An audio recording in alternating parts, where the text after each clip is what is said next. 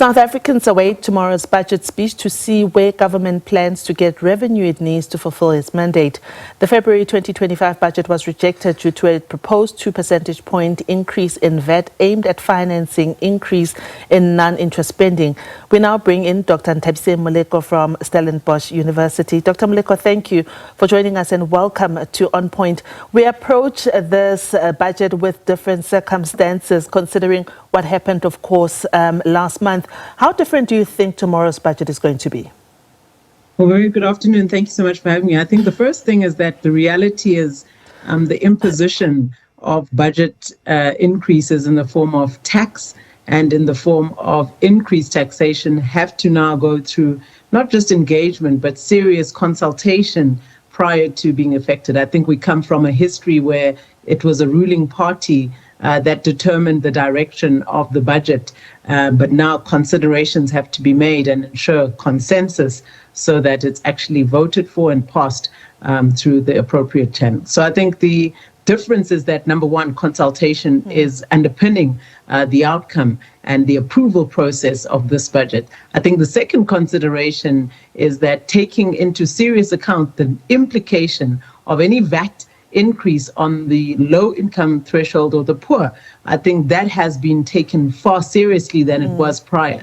I think initially the ministry that had proposed the budget, of course, through the Ministry of Finance, had expected that, the budget would simply be approved. And this was not the case. So I think the expectation now is to take into consideration the different constituencies, the impact of any taxation. So whether it's the corporate tax on the corporates, whether it's the VAT on the low income threshold, and any other type implementation of tax increase will likely to have an adverse effect as much as it will increase the collections. It may have more of an unintended consequence, and that has to be taken into consideration. Between then and now, so many other things have, taken place. Do you think that the budget will plug the gap that, for instance, has been left by the withdrawal of aid by the US, especially when it comes to health spending? Now we're sitting with people who potentially do not have work anymore, but also programs that have stopped. Do you think that the minister would have had time to consider those things before tomorrow? So if you look at the previous budget, which is the forecast for what is likely to come, the medium-term budget policy statement, there's no ways that the 8 billion loss that is estimated from the withdrawal of aid and the compensation of employees for thousands of workers is likely to have been budgeted for and planned in the short space of time that we have. So the seriousness of it means that the cut in expenditure from the aid support is going to have a devastating consequence on those programs, particularly the TB and the HIV related programs. I do believe that the South African government, the ARV treatment and the ARV support is within our own budget, but I think there's additional support that is provided through the aid programs. So I don't believe that that has been accounted for. What we do know is that the SRD grant, which Treasury is currently appealing, which they didn't budget for, the cost of that is an additional 190 billion estimated in the 3 years, 191 billion. And each year the Treasury is trying to raise approximately 60 billion plus minus. And you're seeing this additional VAT 2.2% increase was going to try to increase the collection of that shortage or that gap. So some of these serious gaps then mean if you cannot increase revenue, you're likely to have or foresee a reduction in expenditure in serious programs. And we've seen already austerity, we have seen primary budget surplus, we've also seen non-interest expenditure actually reaching a budget surplus and then not seeing a deficit as we had seen in the year, so that they can contain that debt to GDP ratio at the targeted 76% to GDP. Yeah. Speaking of that debt to GDP ratio, it remains obviously quite high. What is the likelihood that because of this consultation that now needs to happen, maybe the Treasury will say, fine, this means that we can go borrow more, thereby increasing our debt to GDP ratio even higher? So the challenge here is that the trade-off to increase borrowing is the debt servicing cost. We're already spending 21% of our collections on servicing debt.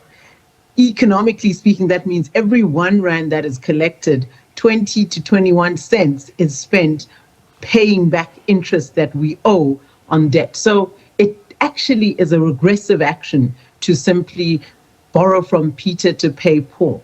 We simply have to look at alternative ways to try and expand output. And we also, with the monies that we have borrowed, I don't believe we have used efficiently, and we haven't used them to widen growth and economic output to beyond 1%, 1.6. So the estimates right now, we have seen the forecasted growth output being forecasted between 1.6, 1.9%.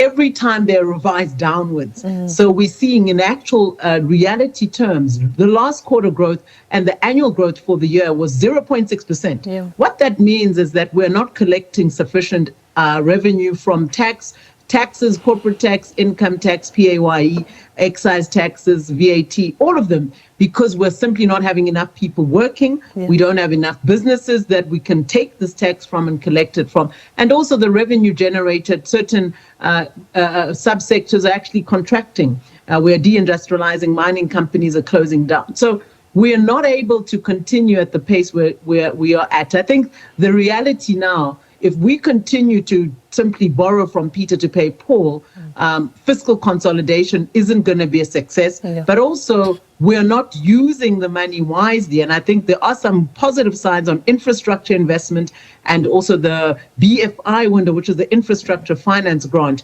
that we're seeing an expansion towards more improving our marginal productivity of capital so that we can invest in catalytic infrastructure that is going to equate to economic multiplier effects, but also widen output and economic activity in some of the economic nodes where we haven't seen this. Dr. Moleko, thank you so much. Always a great pleasure speaking to you. Let's see what happens tomorrow and what is contained in that budget speech. Dr. Nthabiseng Moleko is with the Stellenbosch University, and she is an economist.